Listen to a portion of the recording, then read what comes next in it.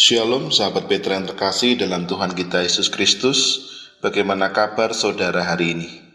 Saya berharap saudara-saudara dalam kondisi yang baik, penuh dengan semangat dalam menjalani hari ini. Untuk mendasari kita dalam menjalani hari, mari kita khususkan waktu kita dalam embun pagi saat ini. Edisi Jumat 22 Mei 2026.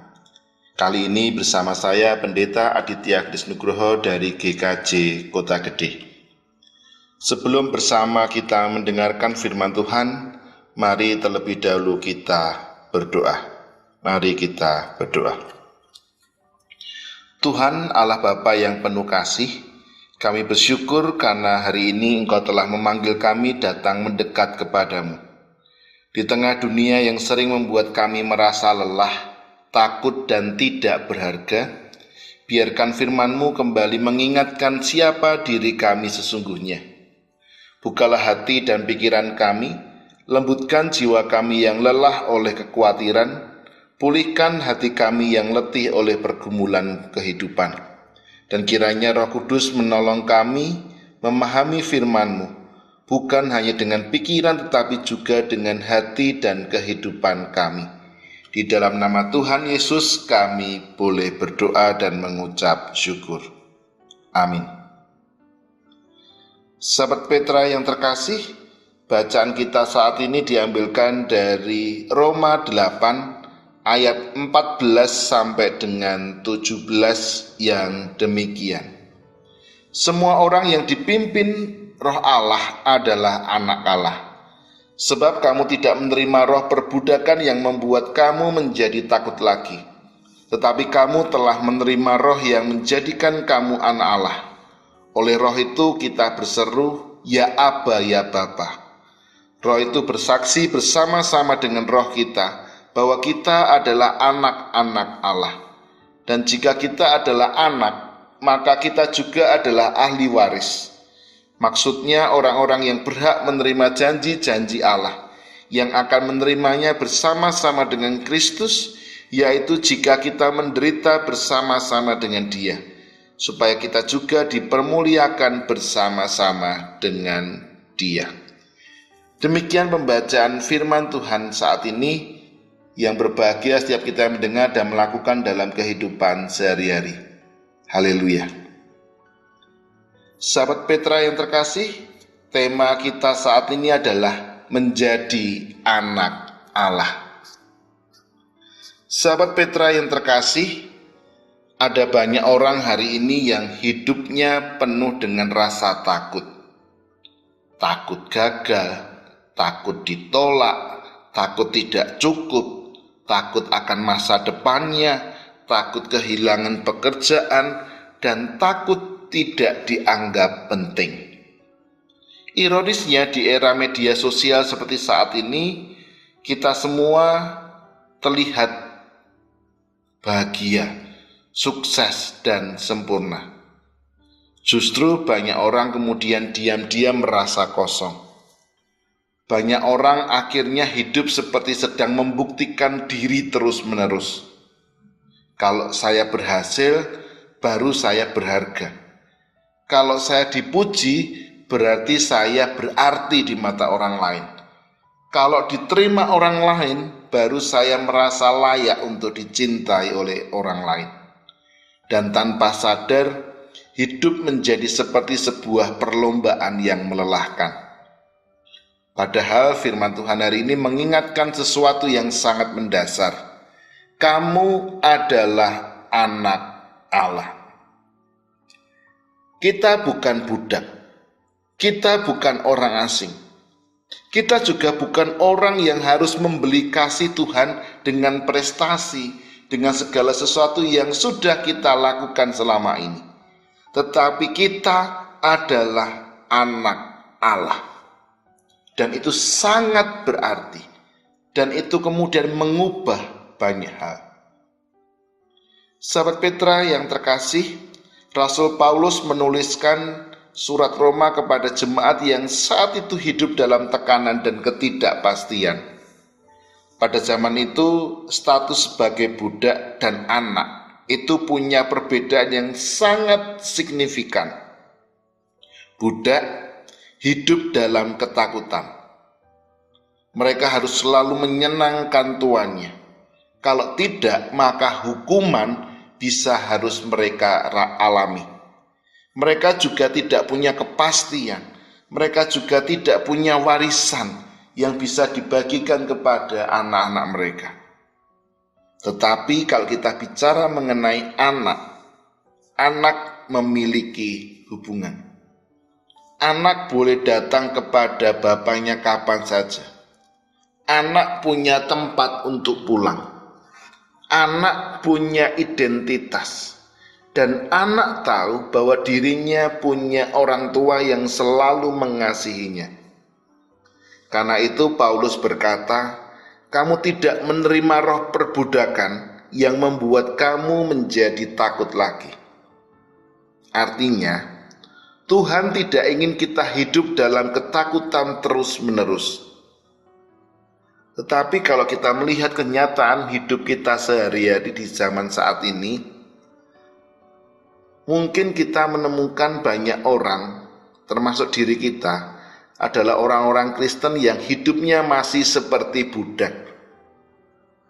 Datang kepada Tuhan hanya ketika takut. Berdoa hanya ketika terdesak. Merasa Tuhan hanya menerima dirinya kalau hidupnya sempurna dan lain sebagainya. Padahal, kasih Allah bukanlah hadiah karena kita hebat. Kasih Allah bukan hadiah karena kita adalah orang-orang yang sempurna di hadapannya. Tetapi kasih Allah sepenuhnya adalah sebuah anugerah.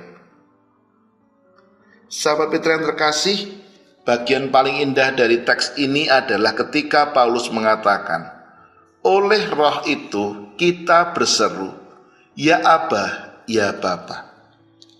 Kata Abba adalah sebuah panggilan yang sangat dekat dan penuh dengan keintiman. Ini bukan sebuah panggilan formal, bukan sebuah hubungan yang kaku, apalagi sebuah hubungan yang formalitas. Gambarannya adalah ketika ada anak kecil yang sedang mengalami ketakutan, ia bisa datang menjumpai ayahnya dengan mudah.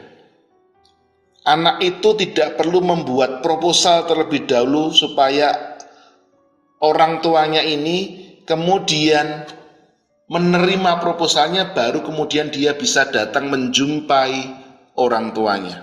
Tetapi ia bisa datang dengan bebas kapanpun dia merasa takut, kapanpun dia ingin dipeluk, kapanpun dia ingin dekat dengan ayahnya, maka ayahnya selalu datang dan menemaninya. Karena ia tahu ayahnya adalah tempat yang aman. Dan itulah yang sebenarnya Tuhan rindukan dari kita. Bukan hubungan agama yang dingin, tetapi hubungan kasih yang hidup. Tuhan tidak ingin kita hanya mengenalnya sebagai penguasa, tetapi Tuhan ingin kita mengenalnya dan menganggapnya sebagai Bapa kita. Tetapi hidup sebagai anak Allah tidak lantas membuat kita hidup tanpa masalah. Paulus bahkan berkata bahwa sebagai anak-anak Allah kita juga menderita bersama dengan Kristus.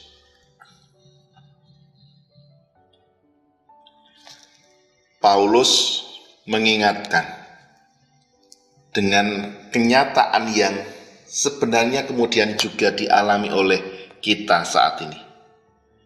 Ketika kita beriman kepada Kristus, tidak lantas membuat hidup kita selalu mudah. Realitanya bahwa orang Kristen tetap saja bisa sakit. Orang Kristen tetap saja bisa kecewa. Orang Kristen tetap bisa menangis. Bahkan orang Kristen tetap bisa saja kehilangan banyak hal dalam kehidupannya. Tetapi yang membedakan adalah ketika kita menjalani semua dalam kehidupan ini, kita tidak menjalaninya semua serba sendirian. Ada Bapa yang berjalan bersama kita. Kadang hidup membuat kita merasa sendirian, doa terasa sepi, dan jawaban Tuhan terasa begitu lambat dan jauh dari kita. Tetapi firman hari ini mengingatkan kepada kita, status kita di hadapan Allah tidak pernah berubah. Saat saudara berhasil, saudara tetap adalah anak Allah. Begitu juga dengan sebaliknya. Saat saudara gagal, saudara tetap adalah anak Allah. Saat saudara kuat, saudara tetaplah anak Allah. Dan sebaliknya, saat saudara mengalami dalam titik terendah saudara, bahwa saudara mengalami kerapuhan hidup, saudara tetaplah anak Allah. Dengan kata lain, bahwa kasih Tuhan, identitas kita sebagai anak Allah tidak naik turun mengikuti performa kehidupan kita. Sahabat Petra yang terkasih, mungkin ada orang-orang yang sejak kecil tidak merasakan kasih seorang ayah. Ada orang yang tumbuh dalam keluarga yang penuh luka. Ada orang yang sulit percaya bahwa dirinya layak dicintai. Dan ketika mereka mendengar kata Bapa, yang muncul bukan sesuatu keindahan relasi, bukan sebuah cinta kasih, bukan sebuah pelukan hangat, tetapi yang hadir dan kemudian muncul dalam ingatan mereka adalah trauma dan kekecewaan. Tetapi Bapa yang diperkenalkan oleh Yesus kepada kita bukan Bapa seperti itu. Bukan Bapa yang meninggalkan, bukan Bapa yang mempermainkan, bukan Bapa yang hanya hadir hanya ketika kita berhasil, juga bukan Bapa yang menorehkan luka bagi kehidupan kita.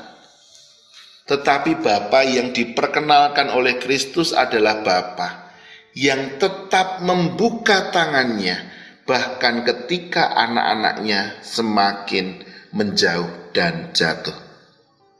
Seperti kisah anak yang hilang, ketika sang anak pulang dalam keadaan hancur, bapaknya tidak berkata, "Kenapa sekarang kamu baru pulang? Kamu sudah diberikan banyak hal, tapi kenapa kamu kemudian hidupmu seperti itu?" Tidak.